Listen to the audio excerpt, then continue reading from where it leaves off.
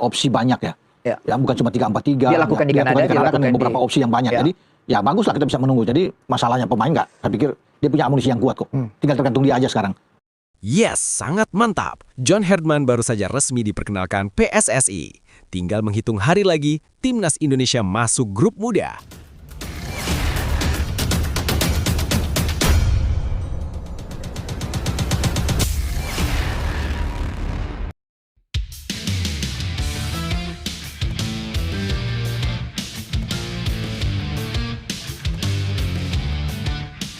Yes, sangat mantap. John Herdman baru saja resmi diperkenalkan PSSI. Tinggal menghitung hari lagi, Timnas Indonesia masuk grup muda. Begini gambaran Timnas Indonesia ketika dilatih John Herdman. Vietnam, Jepang, Korea Selatan, dan Arab Saudi auto ketar-ketir. Timnas auto juara terus-menerus di setiap kompetisi. Dan inilah bukti bahwa Timnas Indonesia ditakuti negara-negara raksasa Asia. Publik auto girang bukan main. Begini faktanya teman-teman. Tapi, Mimin minta tolong tonton video ini sampai selesai agar tidak ada kesalahpahaman yang terjadi. Dan tak bosan-bosan juga, tolong like dan share video ini ke media sosial kalian agar semua orang tahu apa yang sedang terjadi. Sebelumnya diberitakan, hasil drawing Piala AFF 2026 langsung memantik reaksi keras dari media Vietnam. Timnas Vietnam dipastikan satu grup dengan Timnas Indonesia di grup A bersama Singapura, Kamboja, dan satu tim dari jalur kualifikasi. Situasi ini membuat media Vietnam menyoroti kekuatan baru Timnas Indonesia, terutama kehadiran pemain naturalisasi yang dinilai bisa mengubah peta persaingan. Berikut ini 3 faktanya. Fakta pertama, naturalisasi jadi alarm bahaya bagi Vietnam. Media Vietnam secara terbuka menunjukkan kekhawatiran terhadap Timnas Indonesia. Soha.vn menyebut hasil drawing ini membuat Indonesia diuntungkan dan Vietnam harus ekstra waspada. Sorotan utama diarahkan pada banyaknya pemain naturalisasi yang kini memperkuat skuad Garuda dan dinilai berpotensi membawa Indonesia melangkah jauh bahkan merebut gelar juara. Menurut Soha, waktu penyelenggaraan Piala AFF 2026 yang berlangsung pada 24 Juli hingga 26 Agustus 2026 menjadi keuntungan tersendiri bagi Indonesia. Turnamen ini digelar bertepatan dengan libur musim panas kompetisi Eropa sehingga membuka peluang pemain diaspora dan naturalisasi merapat ke tim nasional. Indonesia bisa tersenyum, sedangkan Vietnam mewaspadai hasil drawing Piala AFF 2026, tulis Soha. Media tersebut juga menegaskan jika skuad terbaik bisa dikumpulkan, Indonesia berpeluang besar lolos ke semifinal dan menyulitkan Vietnam sebagai juara bertahan. Fakta kedua, drawing grup panas sejak awal turnamen. Proses drawing Piala AFF 2026 digelar di studio RCTI Plus Jakarta dan langsung menghasilkan komposisi grup yang menyita perhatian. Grup A diisi Vietnam, Indonesia, Singapura, Kamboja, serta pemenang kualifikasi antara Brunei Darussalam atau Timor Leste. Sementara grup B mempertemukan Thailand, Malaysia, Filipina, Myanmar, dan Laos. AFF sendiri mengambil keputusan khusus sebelum drawing dengan langsung menempatkan Kamboja di grup A dan Thailand di grup B. Keputusan ini diambil agar kedua negara tidak bertemu di fase grup karena tengah berada dalam situasi konflik. Komposisi grup ini membuat persaingan di grup A diprediksi berlangsung ketat sejak laga pertama, terutama duel klasik Indonesia melawan Vietnam yang selalu syarat tensi dan gengsi. Fakta ketiga, John Herdman pilih jalan realistis. Di tengah kekhawatiran media Vietnam, muncul fakta lain dari kubu Timnas Indonesia. Pelatih anyar John Herdman disebut tidak akan memanggil pemain-pemain yang merumput di Eropa seperti Jay Itzes, Kevin Dix, maupun Calvin Verdong.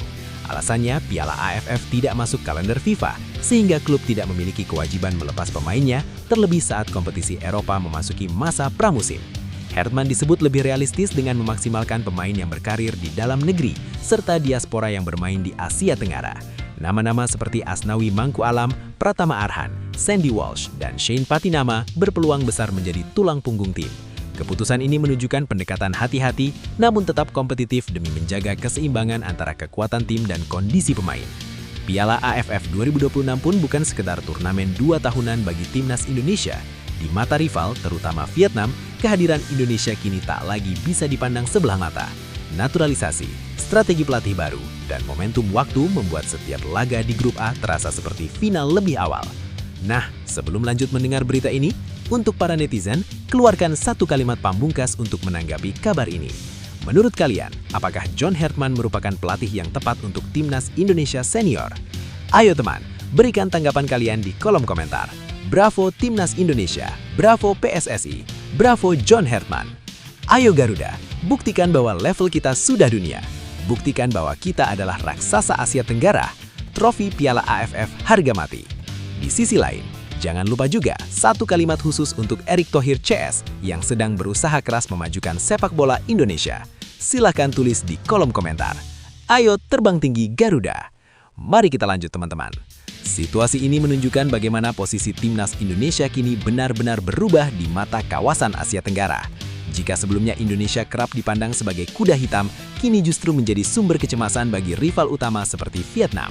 Reaksi media Vietnam yang terkesan panik bukan tanpa alasan, karena Indonesia datang dengan identitas baru, skuad yang lebih dalam, lebih beragam dan punya pengalaman kompetisi level tinggi. Lebih lanjut, di sisi lain, keputusan John Herdman yang pilih realistis juga patut diapresiasi. Tidak memaksakan pemanggilan pemain Eropa di tengah status non-FIFA dan masa pramusim menunjukkan pendekatan profesional dan jangka panjang. Ini menandakan timnas Indonesia tidak lagi sekedar mengejar sensasi, tapi mulai membangun fondasi tim yang stabil dan siap tempur dengan sumber daya yang benar-benar tersedia. Duel Indonesia dan Vietnam di grup A akhirnya bukan soal siapa yang lebih kuat di atas kertas, tetapi siapa yang paling siap secara mental, taktik, dan kolektivitas. Tekanan justru kini ada di kubu Vietnam sebagai juara bertahan, sementara Indonesia bisa bermain lebih lepas dengan kepercayaan duri baru. Jika momentum ini dijaga, bukan tidak mungkin Piala AFF 2026 menjadi panggung pembuktian bahwa era baru timnas Indonesia benar-benar telah dimulai. Teruslah percaya pada proses, karena perubahan besar tidak pernah datang secara instan. Timnas Indonesia hari ini adalah hasil dari kesabaran, keberanian mengambil keputusan, dan konsistensi membangun fondasi. Setiap sorotan, setiap keraguan dari lawan justru menjadi tanda bahwa Indonesia sudah berada di jalur yang benar. Jangan takut pada tekanan, karena tekanan adalah bukti bahwa harapan itu nyata. Bermainlah dengan hati, disiplin, dan rasa bangga membawa nama bangsa. Fokus pada satu laga, satu momen, dan satu tujuan. Ketika kerja keras dipertemukan dengan keyakinan, hasil akan mengikuti.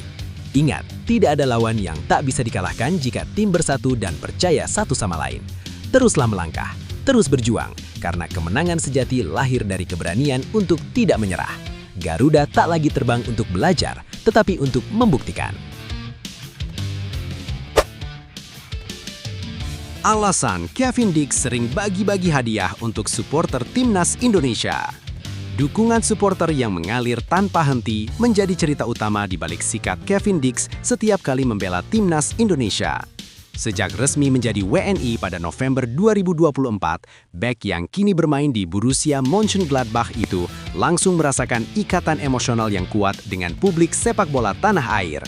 Sambutan hangat di stadion hingga pesan dukungan di masa sulit membuatnya selalu berpikir bagaimana cara membalas semua itu. Disitulah kebiasaan berbagi hadiah kepada supporter lahir. Berikut ini 3 faktanya. Fakta pertama, ikatan emosional sejak debut bersama Garuda. Bermain untuk timnas Indonesia memberi pengalaman yang berbeda bagi Kevin Dix. Debutnya terjadi saat menghadapi Jepang pada lanjutan kualifikasi Piala Dunia 2026, sebuah laga besar yang langsung mempertemukannya dengan atmosfer sepak bola Asia yang penuh tekanan. Sayangnya, momen itu tak berjalan sempurna, karena benturan dengan Wataru Endo memaksanya ditarik keluar lebih cepat akibat cedera. Meski hanya sebentar di lapangan, Kevin mengaku momen tersebut sangat membekas. Ia merasakan betul bagaimana lagu kebangsaan berkumandang dan ribuan supporter memberi dukungan penuh. Pertama kali memainkan lagu kebangsaan, tapi kemudian saya cedera. Itu benar-benar berat, ujarnya. Dari situlah muncul keinginan kuat untuk memberi kembali sesuatu kepada publik yang sudah menerimanya dengan tangan terbuka. Fakta kedua, hadiah kecil sebagai bentuk terima kasih yang tulus. Dalam beberapa kesempatan, Kevin Dix kerap terlihat membagikan kaos latihan hingga cenderamata klub kepada para penggemar. Baginya, itu hanyalah cara sederhana untuk menunjukkan rasa terima kasih. Saat berada di hotel atau bertemu supporter secara langsung, ia berusaha meluangkan waktu untuk berbagi, meski sadar hal itu tak akan pernah sebanding dengan dukungan yang diterima. Ketika saya di hotel, saya mencoba memberi lebih banyak. Terkadang saya mencoba membagikan kaos atau sedikit berusaha, kata Kevin. Ia mengakui jarak dan situasi membuatnya tak selalu bisa berbuat banyak. Namun usaha kecil itu dianggap sebagai bentuk kepedulian dan kedekatan dengan rakyat Indonesia yang selalu mendukung timnas dalam kondisi apapun. Fakta ketiga, kontribusi terbaik tetap di atas lapangan. Di balik aksi berbagi hadiah, Kevin Dix menegaskan bahwa kontribusi paling penting tetaplah performa di lapangan. Ia ingin memberikan segalanya setiap kali mengenakan seragam Garuda dan membantu timnas meraih hasil terbaik. Cedera yang sempat menimpanya justru membuat dilema batin semakin besar karena keinginannya membantu tim bertabrakan dengan kondisi fisik yang belum ideal. Karena saat itu saya merasa saya ingin memberikan banyak hal kembali kepada orang-orang ini. Saya ingin memberikan banyak hal kembali kepada rakyat Indonesia. Dan itu tidak mungkin. Jadi ya, itu menyakitkan, ucapnya. Dukungan supporter di masa pemulihan menjadi penguat mental, sekaligus alasan mengapa ia terus bertekad membalasnya dengan dedikasi penuh di setiap kesempatan bersama timnas Indonesia. Lebih lanjut, situasi yang dialami Kevin Dix menunjukkan hubungan yang sehat antara pemain dan supporter di timnas Indonesia. Dukungan yang datang bukan sekedar sorakan di stadion, tetapi sudah berubah menjadi ikatan emosional yang membuat pemain merasa punya tanggung jawab moral untuk membalasnya. Dalam konteks sepak bola modern, hal seperti ini tidak selalu mudah ditemukan, apalagi pada pemain yang baru menjalani proses naturalisasi. Sikap Kevin yang memilih berbagi hadiah kecil dan terus menegaskan pentingnya kontribusi di lapangan memperlihatkan kedewasaan dan empati. Ia memahami bahwa cinta supporter tidak bisa dibayar dengan materi, melainkan dengan kejujuran, usaha, dan komitmen. Justru disitulah nilainya ketika pemain merasa sakit karena belum bisa memberi yang terbaik akibat cedera. Rasa itu menandakan bahwa ia benar-benar menempatkan timnas dan pendukungnya sebagai bagian penting dalam kariernya. Dukungan sebesar apapun tidak pernah menuntut balasan yang performa. Yang paling berarti adalah niat tulus dan usaha yang terus dijaga. Seperti Kevin, kamu boleh saja terjatuh oleh cedera atau keadaan yang tidak ideal. Tetapi selama tekad untuk bangkit dan memberi yang terbaik masih ada, itu sudah menjadi kemenangan tersendiri. Setiap langkah kecil, setiap usaha yang jujur akan selalu menemukan jalannya untuk dihargai. Jangan takut merasa kurang karena justru dari rasa itulah lahir semangat untuk berkembang. Terus bergerak, terus percaya, dan terus memberi dengan cara terbaik yang kamu mampu. Karena ketulusan tidak pernah sia-sia. Cuma diikuti 10 tim, durasi Asian Cup 2026 hanya kalah 5 hari dari Piala Dunia 2026. Bikin timnas Indonesia kelelahan, turnamen Asian Cup 2026 datang dengan wajah baru yang menantang. Meski hanya diikuti 10 negara, durasi kompetisi ini justru menjadi sorotan utama karena berlangsung sangat panjang dan berpotensi menguras fisik pemain.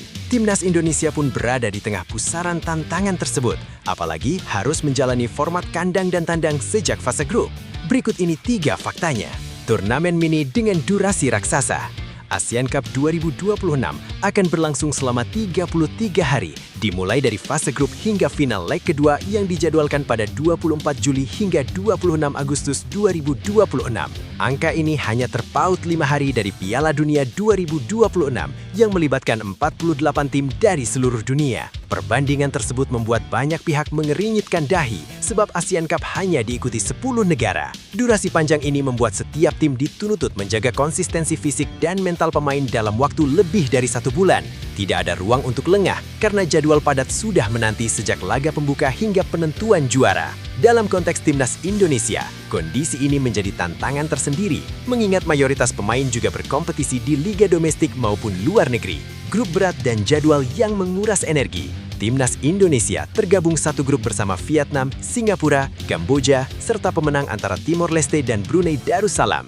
Anak asuh John Herdman dijadwalkan menjalani laga kandang melawan Kamboja dan Vietnam, sementara 2 laga tandang harus dilakoni ke markas Singapura, serta Timor Leste atau Brunei Darussalam. Semua pertandingan fase grup digelar dengan jeda istirahat hanya 4 hari. Ritme seperti ini jelas menyiksa, terlebih jika timnas Indonesia mampu melangkah jauh hingga semifinal dan final. Di babak semifinal, jeda antar laga hanya 3 hari pada 15 dan 18 Agustus 2026.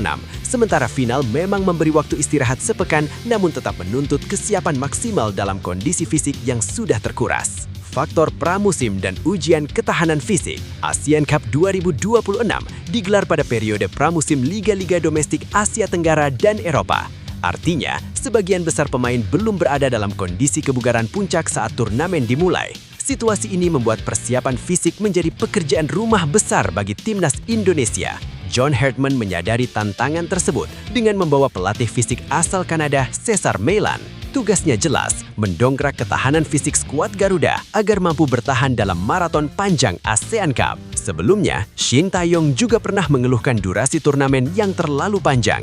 Pengalaman itu menjadi pengingat bahwa trofi tidak hanya ditentukan oleh taktik dan teknik, tetapi juga oleh daya tahan fisik seluruh pemain yang berjuang dari awal hingga akhir kompetisi. Lebih lanjut, situasi ini menunjukkan paradoks dalam penyelenggaraan turnamen regional. Di satu sisi, ASEAN Cup 2026 ingin naik kelas dengan format kandang tandang yang lebih kompetitif dan bernuansa profesional. Namun di sisi lain, durasi yang terlalu panjang untuk turnamen dengan hanya 10 peserta justru berpotensi merugikan tim, terutama dari aspek kebugaran pemain. Bagi timnas Indonesia, kondisi ini bisa menjadi pedang bermata dua. Jika persiapan fisik dan rotasi pemain dikelola dengan baik, panjangnya turnamen dapat menjadi ajang pembentukan mental dan konsistensi tim. Namun, jika tidak, kelelahan akan menumpuk dan beresiko menurunkan performa di laga-laga krusial. Apalagi turnamen ini digelar di masa pramusim ketika kondisi pemain belum sepenuhnya ideal. Pada akhirnya, ASEAN Cup 2026 tampak lebih menyerupai ujian ketahanan daripada sekedar kompetisi sepak bola. Tim yang bertahan hingga akhir bukan hanya yang paling tajam atau paling rapi secara taktik, melainkan yang paling siap secara fisik dan paling cerdas mengelola energi. Dalam konteks ini, timnas Indonesia tidak hanya ditantang untuk menang, tetapi juga untuk bertahan. Situasi berat seperti ini justru menjadi panggung untuk membuktikan karakter. Turnamen panjang, jadwal padat, dan tekanan fisik bukan alasan untuk mundur, melainkan ujian siapa yang benar-benar siap naik level. Timnas Indonesia punya kesempatan menunjukkan bahwa mereka bukan hanya kuat saat segar, tetapi juga tangguh saat lelah. Setiap laga adalah proses menempa mental. Ketika kaki mulai berat dan nafas terasa pendek, disitulah tekad diuji. Jika skuad Garuda mampu bertahan dan terus melangkah, percaya diri akan tumbuh dengan sendirinya. Lawan bisa berganti, jadwal bisa melelahkan, tetapi keyakinan pada kerja keras dan disiplin adalah senjata yang tidak pernah habis. Tidak semua tim sanggup bertahan di kompetisi maraton. Mereka yang mampu biasanya keluar sebagai pemenang atau setidaknya pulang dengan level yang lebih tinggi. ASEAN Cup 2026 bisa menjadi titik balik, bukan karena mudah, tetapi justru karena sulit. Jika Indonesia sanggup melewatinya, maka rasa hormat akan datang dengan sendirinya. Lupakan kegagalan Piala Dunia 2026. Kevin Dix janji berikan segalanya buat timnas Indonesia di Piala Asia 2027. Kegagalan timnas Indonesia menembus Piala Dunia 2026 menjadi luka yang masih terasa bagi pemain dan pendukung. Namun dari rasa sakit itu muncul tekad baru. Kevin Dix memilih tidak terjebak pada kekecewaan dan menatap masa depan bersama skuad Garuda dengan keyakinan penuh. Dari perjalanan pahit kualifikasi hingga hadirnya pelatih baru, inilah 3 faktanya. Fakta pertama, kegagalan yang menyakitkan namun tak memadamkan harapan. Langkah timnas Indonesia terhenti di putaran keempat kualifikasi Piala Dunia 2026 setelah kalah dari Arab Saudi dan Irak. Kekalahan itu menjadi akhir mimpi tampil di panggung sepak bola terbesar dunia. Bagi Kevin Dix, situasi tersebut bukan sekadar hasil pertandingan, melainkan pukulan emosional karena peluang terasa begitu dekat. Meski demikian, bek berusia 29 tahun itu menolak tenggelam dalam kesedihan. Ia mengakui kegagalan tersebut menyakitkan, tetapi tidak ingin menjadikannya beban berkepanjangan. Menurut Dix, skuad Garuda sebenarnya hanya terpaut 1 langkah dari sejarah besar, dan itulah yang membuat kegagalan terasa pahit sekaligus memantik semangat untuk bangkit. Fakta kedua, komitmen membela Garuda dalam segala kondisi. Kevin Dix menegaskan bahwa keputusannya membela timnas Indonesia bukanlah pilihan sesaat. Ia datang dengan kesadaran penuh akan risiko dan konsekuensi, termasuk menerima kegagalan besar seperti tidak lolos ke Piala Dunia. Bagi Dix, kebanggaan mengenakan seragam merah putih juga berarti siap berdiri saat tim jatuh. Saya memilih Indonesia dengan semua kebanggaan dan semua cinta, dan itu juga termasuk kegagalan, ujar Kevin Dix. Pernyataan tersebut mencerminkan sikap profesional sekaligus emosional bahwa cintanya pada timnas Indonesia tidak bergantung pada hasil semata. Ia menilai kegagalan sebagai bagian dari proses pembelajaran menuju level yang lebih tinggi. Fakta ketiga, menatap Piala Asia 2027 dengan semangat baru. Datangnya pelatih anyar John Herdman menjadi simbol awal lembaran baru timnas Indonesia. Pelatih asal Inggris itu diperkenalkan pada Januari 2026 dan membawa harapan akan perubahan arah dan mentalitas tim. Kevin Dix menyambut era baru ini dengan optimisme dan mengajak semua pihak untuk kembali bersatu. Itu juga termasuk pembelajaran, dan mungkin ini bukan turnamen kami, dan mungkin lain kali, kata Dix. Kini fokusnya tertuju pada Piala Asia 2027, ajang yang sudah pasti diikuti Indonesia.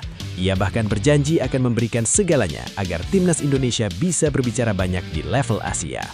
Kami akan melakukan segalanya untuk itu, dan kami punya Piala Asia tahun depan, dan kami akan melakukan segalanya untuk itu dan untuk Indonesia, tuturnya dengan penuh keyakinan. Lebih lanjut, situasi yang dihadapi Kevin Dix dan timnas Indonesia menunjukkan fase penting dalam perjalanan sebuah tim yang sedang tumbuh. Kegagalan ke Piala Dunia 2026 memang terasa menyakitkan, apalagi ketika harapan sudah begitu dekat. Namun cara Dix menyikapinya justru memperlihatkan kedewasaan dan mentalitas yang dibutuhkan tim nasional yang ingin naik level. Ia tidak mencari pembenaran, tidak pula melempar kesalahan, melainkan menerima kenyataan dan menjadikannya bahan bakar untuk melangkah ke depan. Sikap ini penting karena timnas Indonesia kini berada di persimpangan. Datangnya pelatih baru membuka peluang perubahan, tetapi tanpa mental yang kuat, pergantian figur saja tidak akan cukup. Pernyataan Dix menegaskan bahwa kegagalan adalah bagian dari proses, dan bahwa membela Indonesia berarti siap berdiri di saat sulit. Ini menjadi pesan moral yang kuat bagi pemain lain dan juga supporter agar tidak hanya hadir ketika tim menang. Menatap Piala Asia 2027, harapan memang kembali tumbuh, tetapi harapan itu harus dibarengi kerja nyata, konsistensi, dan kesabaran. Janji memberikan segalanya bukan sekedar kata-kata, melainkan komitmen yang harus terlihat di lapangan dan dalam proses panjang ke depan. Jika semangat seperti yang ditunjukkan Kevin Dix bisa menular ke seluruh skuad, maka kegagalan kemarin bukanlah akhir, melainkan fondasi bagi langkah yang lebih matang dan realistis.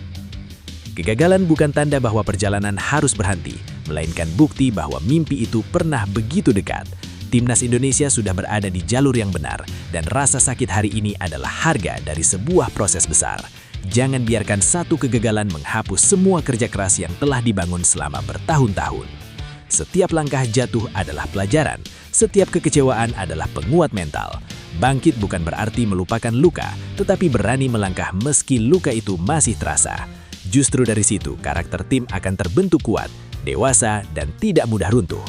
Piala Asia 2027 adalah kesempatan baru, panggung baru, dan cerita baru. Selama masih ada kebanggaan mengenakan merah putih, selama masih ada kemauan berjuang sampai peluit akhir, harapan itu tidak pernah mati. Terus melangkah, tetap percaya, dan buktikan bahwa kegagalan hari ini adalah awal dari kemenangan yang lebih bermakna di masa depan. Manajemen Persija bicara tentang Ivar Jenner. Sempat ada pembicaraan. Nama Ivar Jenner kembali mengapung di tengah hiruk-pikuk bursa transfer sepak bola Indonesia. Gelandang timnas Indonesia itu dikaitkan dengan Persija Jakarta seiring kontraknya bersama FC Utrecht yang akan berakhir pada Juni 2026. Isu tersebut cepat menyebar di media sosial dan memantik respons langsung dari manajemen Macan Kemayoran. Di tengah ramainya spekulasi, Persija memilih bersikap hati-hati sambil menegaskan posisi mereka saat ini. Disinilah 3 faktanya. Fakta pertama, isu transfer yang berawal dari media sosial. Rumor kepindahan Ivar Jenner ke Persija Jakarta mencuat kuat dari percakapan warganet. Nama pemain berusia 22 tahun itu disebut-sebut akan pulang ke Indonesia setelah mengisyaratkan keinginannya mencari klub baru pada bursa transfer Januari 2026. Situasi kontraknya di FC Utrecht yang tersisa beberapa bulan membuat spekulasi semakin liar dan Persija menjadi salah satu klub yang paling sering dikaitkan. Ketertarikan publik tidak lepas dari status Ivar Jenner sebagai pemain timnas Indonesia. Setiap kemungkinan langkah karirnya selalu menjadi sorotan. Apalagi Persija dikenal sebagai klub besar dengan basis supporter fanatik. Kombinasi ini membuat kabar tersebut cepat membesar meski belum disertai konfirmasi resmi dari pihak klub maupun sang pemain. Fakta kedua, manajemen Persija belum mengonfirmasi kepastian. Manajer Persija, Ardi Cahyoko, akhirnya angkat bicara untuk meluruskan situasi. Ia menegaskan, hingga saat ini belum ada kepastian soal bergabungnya Ivar Jenner ke Persija.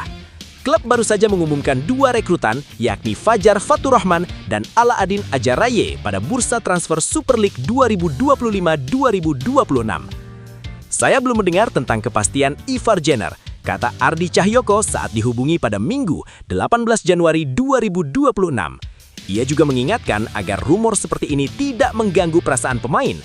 Ardi mencontohkan kasus Maarten Paes yang sempat ramai dikaitkan dengan Persib Bandung, padahal masih terikat kontrak di FC Dallas. Jangan-jangan nanti seperti Maarten Paes juga, ujarnya sambil mengimbau The Jakamania menunggu pengumuman resmi klub. Fakta ketiga, sempat dibahas dan dinilai cocok untuk Persija. Meski belum ada kepastian, Ardi Cahyoko tidak menampik bahwa nama Ivar Jenner memang sempat dibicarakan di internal manajemen. Namun pembicaraan itu masih sebatas wacana dan belum diketahui apakah sudah sampai pada tahap komunikasi dengan sang pemain. Memang waktu itu sempat ada pembicaraan, akan tetapi perkembangannya saya belum update lagi, kata Ardi. Ia menegaskan, jika nantinya Ivar Jenner benar-benar bergabung, maka kehadirannya akan sangat membantu Persija, khususnya di lini tengah. Saat ini Persija memiliki Fabio Calonego, Van Bastiani Souza, Aditya Warman, dan Hanif Syahbandi. Tambahan gelandang dengan kualitas timnas dinilai bisa memperkuat keseimbangan tim. Tentunya bagus untuk membantu dan memperkuat tim ini, tutup Ardi. Lebih lanjut, situasi yang melibatkan Ivar Jenner dan Persija Jakarta mencerminkan wajah klasik bursa transfer sepak bola Indonesia yang kerap bergerak lebih cepat di media sosial dibandingkan di meja manajemen. Antusiasme publik terhadap pemain timnas seringkali berubah menjadi tekanan opini yang besar, padahal proses profesional di balik layar berjalan jauh lebih tenang dan penuh pertimbangan. Sikap Persija yang memilih berhati-hati justru terlihat sehat. Manajemen tidak terpancing arus rumor dan belajar dari pengalaman sebelumnya ketika nama besar pemain dikaitkan secara sepihak hingga menimbulkan kegaduhan. Penegasan untuk menunggu pengumuman resmi adalah sinyal bahwa klub ingin menjaga stabilitas tim sekaligus menghormati status kontrak pemain. Di sisi lain, Ivar Jenner berada dalam posisi yang wajar sebagai pemain muda yang tengah mencari arah karir terbaik. Namanya dipakai sebagai bahan spekulasi karena kualitas dan label timnas yang melekat. Selama belum ada pernyataan resmi dari kedua belah pihak, rumor ini seharusnya ditempatkan sebagai dinamika bursa transfer, bukan kepastian. Pada akhirnya, situasi ini menjadi pengingat bagi supporter dan publik bahwa transfer bukan sekedar soal cocok di atas kertas. Ada negosiasi, ada waktu yang tepat, dan ada keputusan strategis jangka panjang. Jika memang berjodoh, kehadiran Ivar Jenner akan menjadi nilai tambah besar bagi Persija. Namun, jika tidak, klub tetap perlu fokus pada kekuatan yang ada dan target kompetisi yang sedang dijalani.